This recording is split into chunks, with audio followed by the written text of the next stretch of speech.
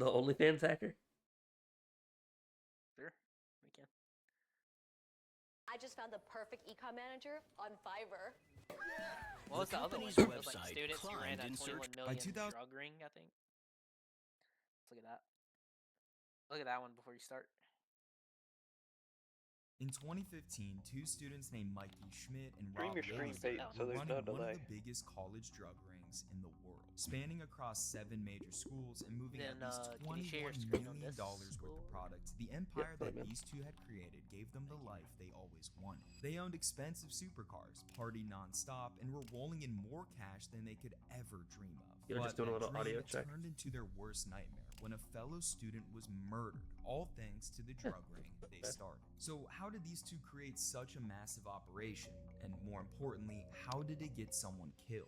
Well, before he was selling thousands of pills, Mikey Schmidt was a rowdy kid who lived a decently good life growing up in Dunwoody, Georgia, a suburb about 20 miles north of Atlanta. While his father abandoned him from an early age, his mother was, in his words, a literal saint who worked so hard to give me whatever I wanted. She grinded her way up to become the vice president at a market research firm, a job that put food on Mikey's plate, a roof over his head, and a 1990s Mercedes to drive to high school with. However, while being grateful for his mom, he eagerly wanted to make some vice president level money of his own. Now, he wasn't going to go find a job where he put fries in bags. Instead, he wanted to get rich as quickly as possible, which initiated his first step in the world of drug dealing. At just 15 years old, Mikey was living a proud life of drinking and smoking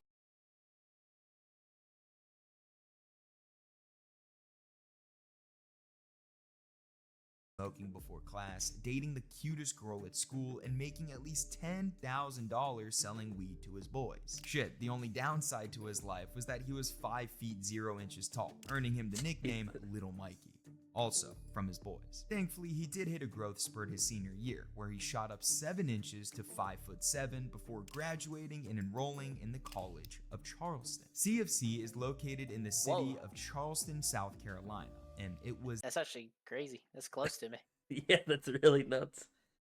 the perfect fit for Mikey. Students here were blessed with beaches to swim at, nice golf courses to play, a super active nightlife with everyone going out at least 4 to 5 times a week, and a nearly 1 to 4 guy to girl ratio at the time. But all of that goodness wasn't even Mikey's top reason for going there. It was the vast array of Greek life the school had, and he wasted no time getting involved. When he first arrived on campus in August of 2013, he went to the Student Activities Information Fair with the sole intent of meeting the guys who were part of the best fraternities on campus, Pi Kappa Alpha and Sigma Alpha Epsilon. These two were widely known as the elite organizations on campus, mainly because, well, most of the members were loaded. They held numerous high-profile social events, including boat charters, nights with bottle service, and many, many, many wild parties. With exciting thoughts of partying with these guys for 4 years, Mikey darted past the nerds at the Quidditch booth and headed straight for the SAE table. But on his way there, he ran into someone else. World of brother. Warships. A kid named Rob. Yeah, I wonder how you Williams. just like Rob, come who was up with dressed this in idea khaki one shorts day and to wielding a start a Subway drug ring. footlong, was sitting at the Kappa Alpha order table, a frat that was much different than the two elites. They were considered sort of a middle-tier org, with rowdy, albeit less expensive parties, and members who couldn't keep up with their SAE or Pike classmates professionally. Mikey had heard of these guys from older kids at his high school and his new roommate, but still, he wasn't interested. Until he noticed Rob was baked out of his mind. He saw Rob's bloodshot eyes locked on his sub, enough evidence for him to know he was on the moon, and asked if he smoked. Rob replied, "Yeah, we burn," and invited him to his house to hit his bong. Forgetting about the SAE booth, Mikey simply responded, "Word," sparking the start of a new relationship that would change their lives forever. After the duo smoked, they started to realize that they actually had a lot in common. They both drove the same 1990s Mercedes SL Coupe. They were both goated on the sticks and both enjoyed trading dick and fart jokes. However, what really brought them together the most was their shared love of drug dealing. While burning together, Mikey noticed several vacuum-sealed bags full of weed stashed in red tomato cans in Rob's room.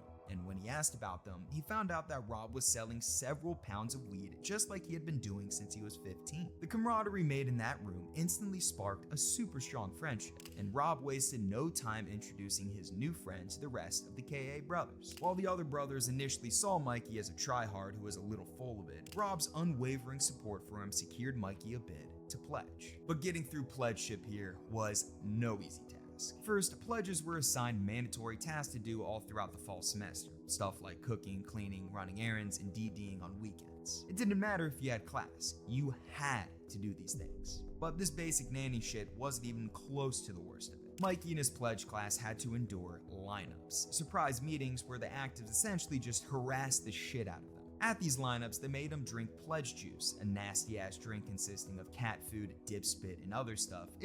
Yeah, no way. I'd just stick to my drugs, dude. I don't understand the concept of paying for friends, dude. That make you do that stuff, bro. It's Yeah, crazy. so, I already pay like fucking 50 grand a year. Take my money and I want you to torture me. Like, what? Dude, and this is like light compared to some of the other things that I've heard about. Cat food, dip spit. That's Yeah, just nasty, that's disgusting. dude. They incorrectly answered questions wrong. They introduced them to the bourbon circle, where pledges had to kill 7 or 8 handles of Evan Williams, which was about 20 shots a person. Physical pain was a great part of lineups too, like when Mikey had to lay his elbows and toes on bottle caps, watching them bleed until the elders allowed him to stand up. But if you can believe it, all of this crescendoed into the worst and final week of pledgeship, Hell Week. Hell Week essentially included everything I talked about before, but pushed to the limits. During the week, pledges were not allowed to leave the main KA house for any reason besides going to class. They couldn't use their phones, weren't allowed to take naps or showers, and had to make do with the horrific sleeping situation. Like how Mikey did when he was forced to sleep in the dirt underneath the house for 2 nights, catching a 103-degree fever. It was quite literally hell, but it was all worth it thanks to the very last night of the week, kidnap night. On this chilly fall evening, Mikey and his class Did he just say kidnap night? What?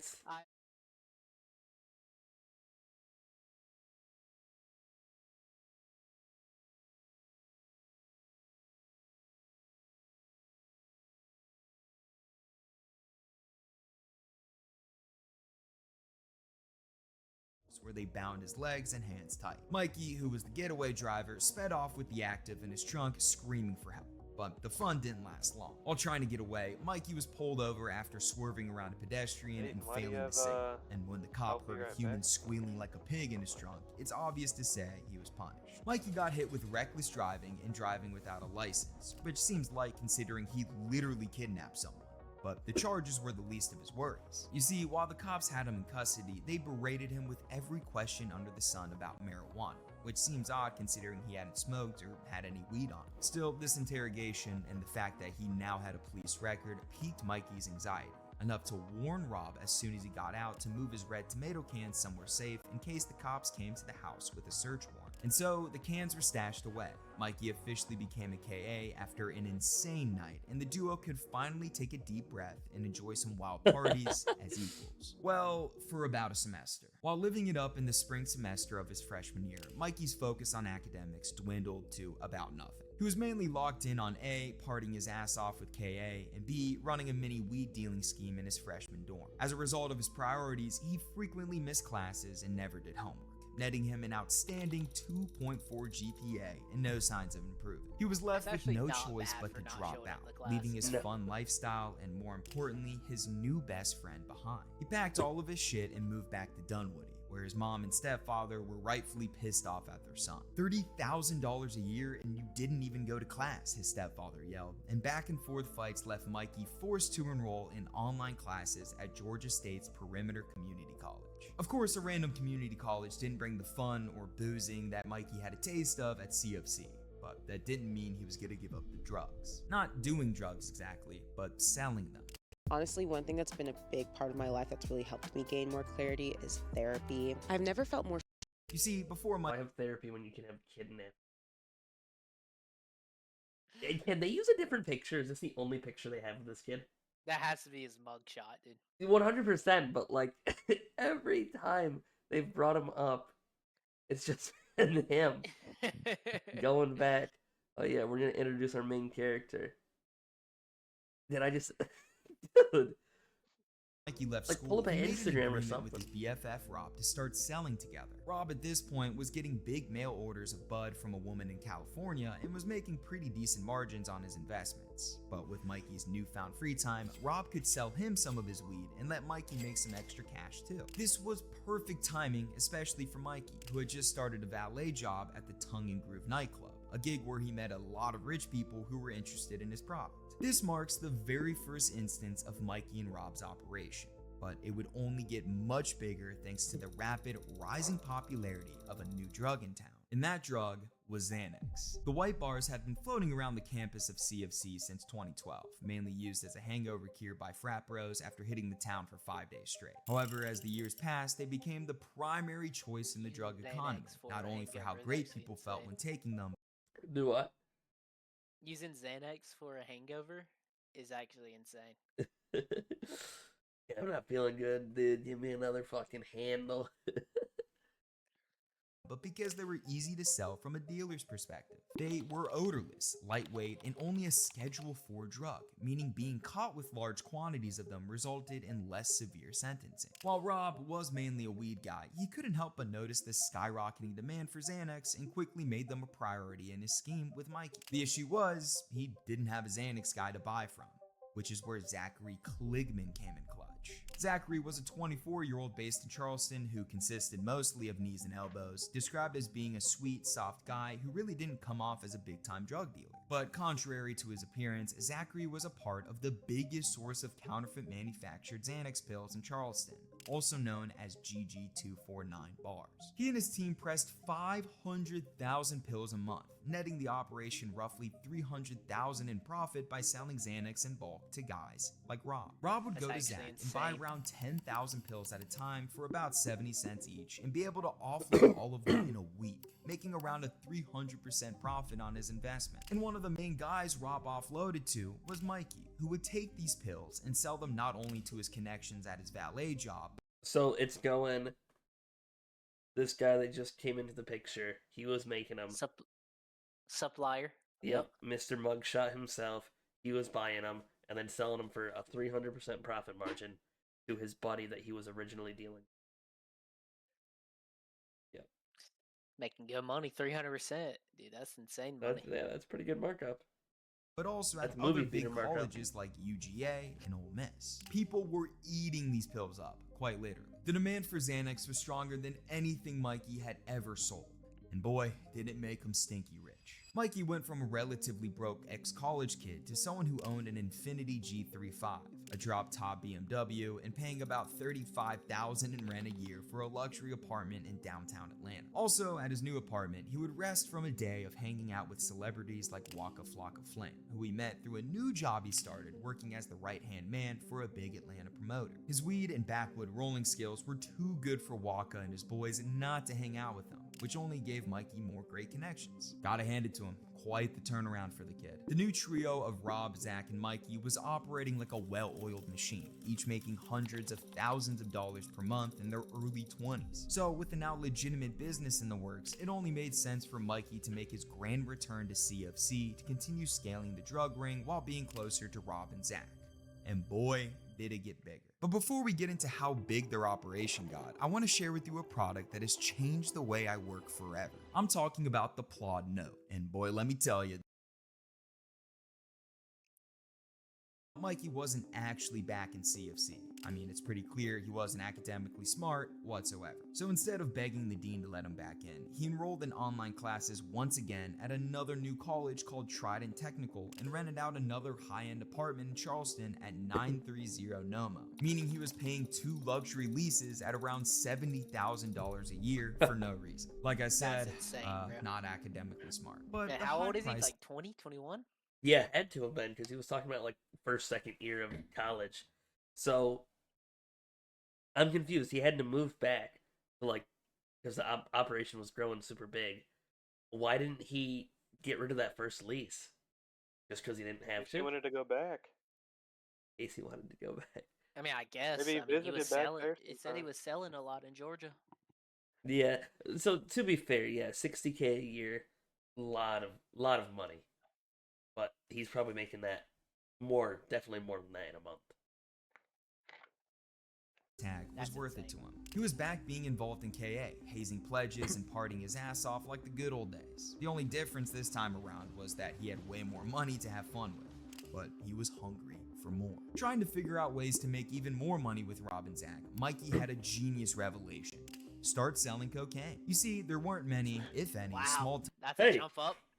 That's a we jump up. we're doing pretty good here, but something hit the dome. La cocaina. Let's talk to the cartel.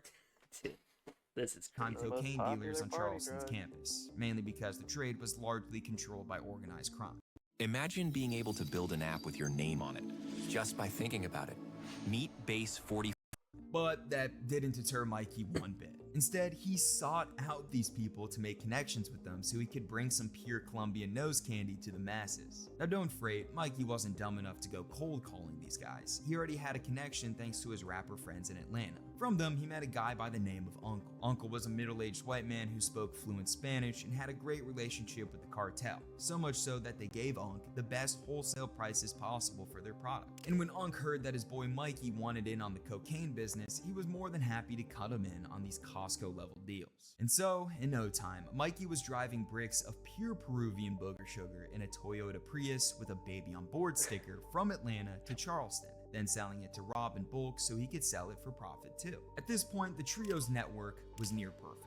Rob would sell Mikey's cocaine in bulk to Zach, and Zach would sell his Xanax in bulk to Mikey and Rob, creating a lucrative structure by providing all parties access to wholesale drug prices. And with a well-established multi-level marketing type of pyramid involving dozens of other students and fraternity members driving their drugs across schools, these three boys were on top of the world. A low estimate suggests that their entire operation made them around $21 million, pushing hundreds of thousands of Wow. Xanax pills, hundreds of pounds of weed, and cocaine by the kilogram every month. The now 7 school-wide operation literally made them too much money, forcing them to bury millions on farmland, open Bitcoin wallets with millions, and even launder money in their own financials at KA. But of course, they spent this bread too. Mikey himself bought 5 sports cars and would consistently spend tens of thousands at nightclubs, strip clubs, and on clothes. Rob opted to save most of his money, but Zach was swiping away like Mike, buying a nice car for himself and a slew of military-grade weapons. Honestly, I like think a that's combat. that's how you get caught right there.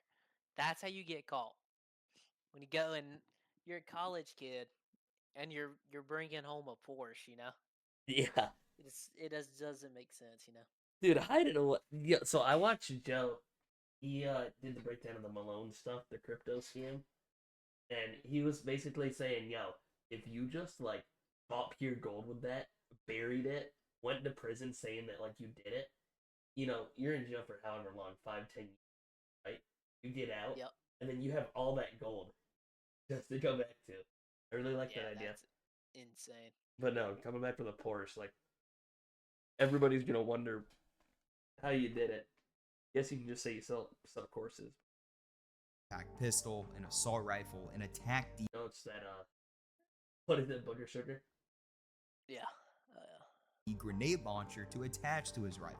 What the fuck? Like, are you planning on going to war? Well, whether they were getting ready for combat or not, the fellows were well set and saw no signs of slowing down until a kid named Patrick Moffley made headlines. And this news would result in a devastating turn of events for the trio and their drug ring. Patrick grew up in an affluent neighborhood as the son of a luxury real estate developer and was strikingly similar to Mikey. He was also a super rowdy kid, known as a class clown and a dumb risk taker. For example, he once broke into his drug dealer's house and stole his weed, leading to violent threats against his family and his dad paying off the deal. But that didn't stop him from getting involved in dealing, as when he enrolled in the College of Charleston in 2015, his main focus was selling weed to, quote, make my parents proud that I'm making it on my own. You know, I doubt that made them happy at all, but regardless, he was making money, and he would eventually start to make even more after he joined Zach's part of the trio's drug ring. He was oddly good at packaging and selling Xanax, cocaine, and other drugs in resealed Starburst and Skittles bags. And How do these kids keep getting in on the deal? Like, hey, tried your stuff, real big fan. By the way, here's my drug resume. Like, It's probably just people under the same pledges. that they're getting. You know, Fat Pat, he really slings that dope. Yeah, dude. Maybe. At one point, it looked like Patrick was right on track to bring in boatloads like the boys. However, his fortunes would take a nosedive after he was caught selling 13 ounces of cocaine at a USC tailgate. This brought serious charges onto him, facing a mandatory minimum sentence of 15 to 30 years without parole. He was released on bond for Oh, Wait. Wait, how long was it? Because this kid just joined? Did it say how long after? I don't know, but that's crazy. bats. And at one point, 30 it looked like years? Patrick was right on track to 15 bring in 30 years boatloads is like the insane. boys. However, his fortunes would take a nosedive after he was caught selling 13 ounces of cocaine at a USC tailgate. This brought serious charges onto him, facing a mandatory minimum sentence of 15 to 30 years without parole. He was released on bond, returned home to his family's farm, and spent the better part of a month battling Xanax withdrawals and panic attacks. And on top of his shitty situation, Zach cut him out of the operation, fearing Patrick would rat on him to lessen his sentence. As the long, gruesome, and lonely days went by awaiting Patrick's trial, his dad convinced him to return to CFC for a little while, as his roommates were concerned about him and his unpaid utilities. Patrick wasn't going to turn down an opportunity to socialize, so on March 3rd, 2016, he briefly moved back in and paid his utilities. And the next day, he was murdered. Police arrived at his college house after a call from his roommates, and what they found was shocking. Barely alive, Patrick was on the floor with a gunshot wound in his chest and sitting in a pool of hundreds of white pills, all of them marked. Starting a fashion brand should not feel this impossible. Traditional print-on-demand platforms claim to GG249. After investigations took place, it was found that the reason for his murder was a drug robbery gone wrong, and the man who shot him, Charles Mungeon III, was eventually caught. But the Charleston police still had one unanswered question: who sold Patrick these pills? And in seeking the answer, they would unravel one of the biggest drug rings to ever take place on a college campus. After the tragedy of Patrick's death, Detective Patrick Gill of the Charleston Special Investigations Unit, along with the FBI, CIA, the US Postal Service, and more, launched an operation with the sole purpose of breaking up the trio's drug ring. Their first problem, though, was, well, they didn't even know these three dudes were running it or who was involved at all. They did have one hot lead, though: Jake Poshik. In late 2015, Jake had been caught Who doing in the Xanax hell in a is public Jake? park and was hit with numerous possession with intent to distribute charges. He didn't budge much in cooperation, but after the SIU raided his girlfriend's apartment, he knew they weren't fucking around and eventually told them a name: Zachary Kligman. Between then and the day Patrick was shot, police had been monitoring Zach's primary stash house, known as the Treehouse, with a hidden camera. Problem was that Patrick and his forces didn't see much sketchy shit going down on the footage over the course of these months, so they put Zach on the back burner. But when the incident with Patrick happened, they fired back up the tapes to see if Zach was reacting to the news. And sure enough, he was. Within minutes of the shooting, Patrick's roommate Fireball, who was also heavily involved in Zach's operation, texted him to move his clothes. Code to move any and all illegal shit out of the treehouse. Zach rushed to his stash house and moved his military weaponry, thousands in cash, and millions of pills to an extra space storage unit as fast as he could. And the SIU saw all of it.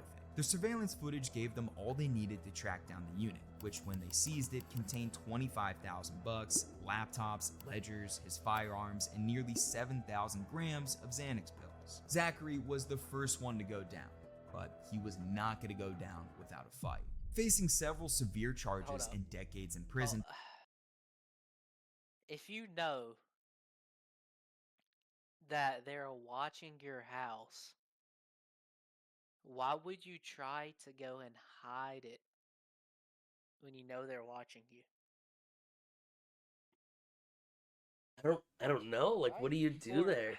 I mean, I guess it's his only option, you know? It's inevitable they were gonna, raid his place anyways. It's hard to say. That's so crazy. If anything, call some of your college buddies and disperse it. I mean, yeah, they might just take it, but it's better than fucking going to prison for another 30 or 90 years or getting shot like that one guy. Yeah, I mean, he almost got 30 years for like a pound, almost a pound. Yeah, what to say, 13 ounces of cocaine? Dude, that's crazy. insane. That is insane. Nathan, what do you think? You think you should have done something different? Maybe flushed him down the toilet. That's the only thing that I can think of. Bro, Oh, at yeah. least don't. You can leave the drugs, keep the laptops. I would say. Yeah, I You know. know, He That hid that would everything. probably link other people. You know? Everything. His guns, his drugs, his laptop, his money. I mean, unless he was just thinking, yo, they're gonna seize everything, but hiding it all in the same spot. Time, he wasted no time cooperating with the SIU. He first tried to rat on Eric Hughes, one of the other main guys in his counterfeit Xanax factory. Eric was on top of it though, seeing Zach had a mugshot published online and completely cut him off.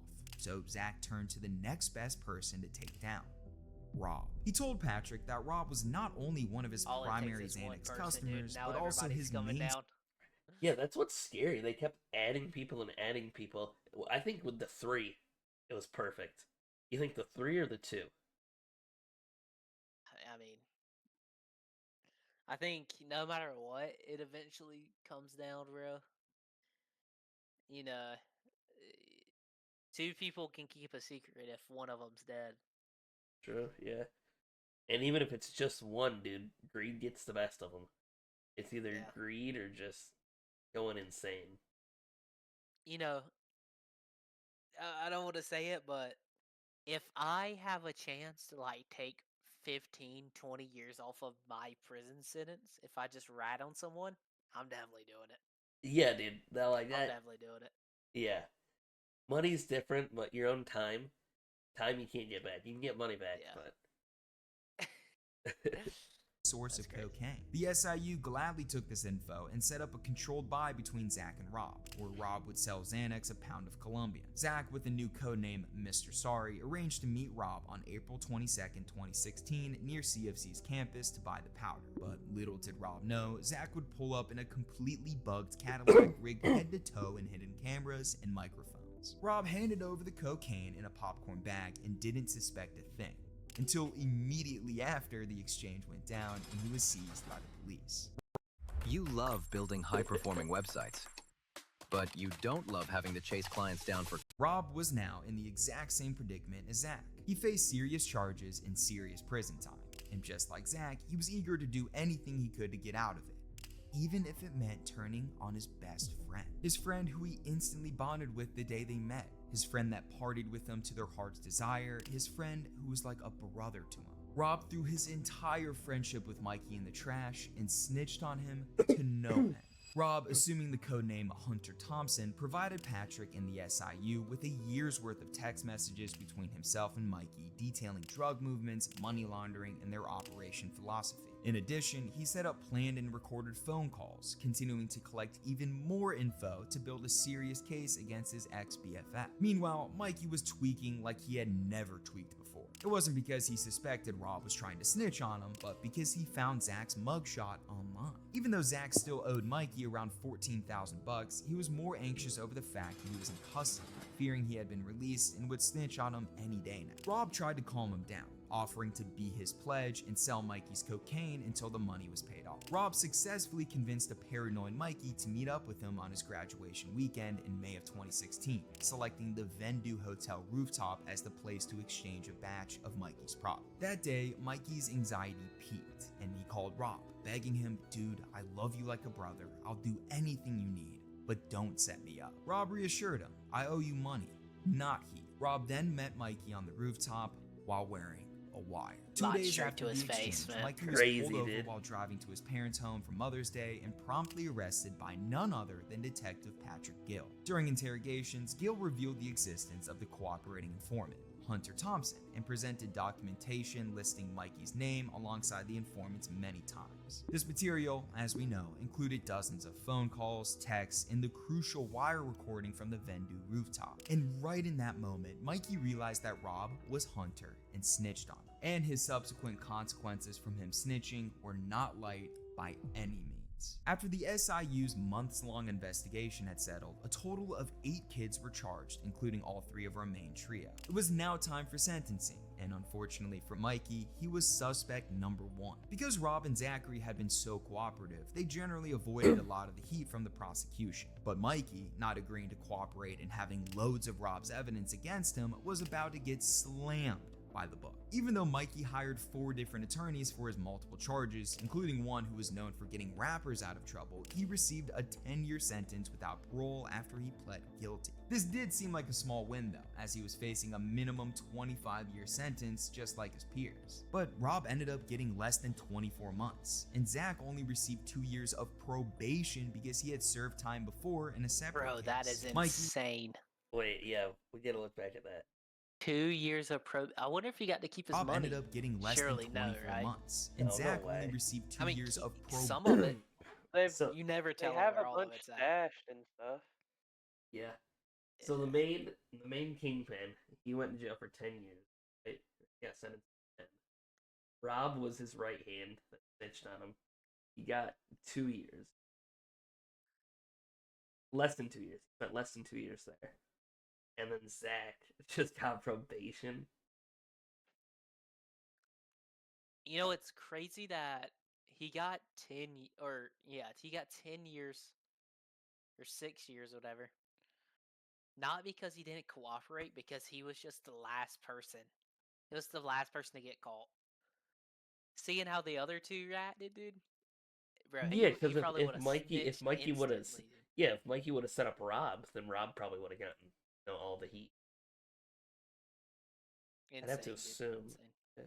Probation because he had served time before in a separate case. Mikey was stung by this news, but hey, at least he had time to forget about it at his going away party. That's right, Mikey went out with a bang. 2 days before being incarcerated, Mikey and an entourage of KA members, 808 Mafia members, and other friends took on a wild night at a high-end lobster bar and a strip club before he was checked into Kirkland Correctional Institution on May 1st, 2019. He was later moved to the Watery River Correctional Institution, where to this day is sweating through Xanax withdrawals and reflecting on who he thought was his best friend. I mean, it's probably more of a pride thing. Like when he wakes up, he looks in the mirror and thinks, I'm a fucking rat. He also has one final looming regret. I should have been an SAE. This story is based on the outstanding book Among the Bros by Max Marshall. Please click the link in the description to check out his amazing investigative journalism. Also, if you want to hear another story about teens running a drug ring, He really tried to aura farm. he also has one final That is looming insane. regret.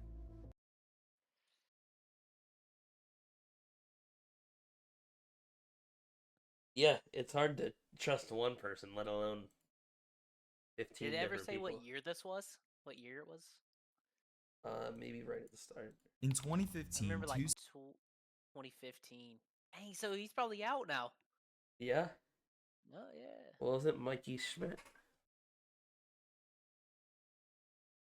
Just see when the video released, it said he was still in prison in the video. What'd you say? When did the video release? 1 month ago? He's probably still in prison then. Because in the video it said he was still in prison. Dang, bro. That's Nuts, insane. dude. Wow.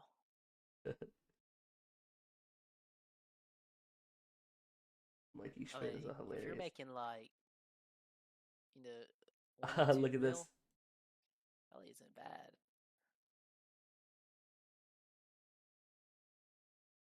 The 2.4 isn't half bad for a guy who isn't showing up to class or doing the assignments. That's what I was saying. A 2 ain't bad at all.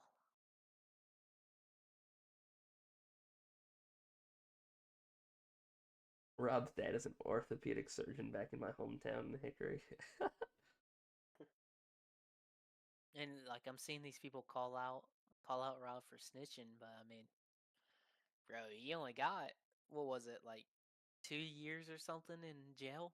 Can't Yeah. remember exactly what it was, but Well, he got sentenced for 6, and then he got out after 2. Probably just good behavior. wow.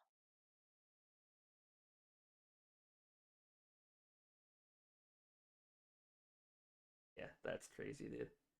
All right, we gotta figure out what we want to watch for next time.